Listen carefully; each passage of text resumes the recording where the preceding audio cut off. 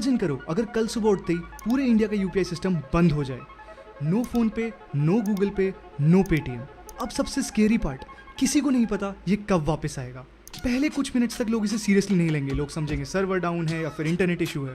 लेकिन धीरे धीरे पूरा इंडिया पैनिक करना शुरू करेगा। चाय वाला पेमेंट रिफ्यूज करेगा, कैब वाला बोलेगा कैश दो, और शॉपिंग मॉल में लोग कार्ट भरने के बाद पेमेंट नहीं कर पाएंगे। लेकिन इससे असली प्रॉब्लम रिच लोगों को नहीं होगी, असली प्रॉब्लम होगी मिडिल क्लास और लोकल शॉप ओनर्स को, क्योंकि वो कैश से ज्यादा यूपीआई पर डिपेंड करते हैं। सोचिए एक सब्जी वाला जो कि 1000-1500 रुपये कमाता है, उसकी सेल्स आज जीरो हो जाएंगी। डिलीवरी बॉय से लेकर के, स्ट्रीट वेंडर से लेकर के, लोकल शॉप से लेकर के, इंडिया का पूरा इकोनॉमी स्लो हो जाएगा और फिर लोग भागेंगे एटीएम्स की तरफ। एग्जैक्टली वैसे ही जैसे डीमोनेटाइजेशन के टाइम पे हुआ था।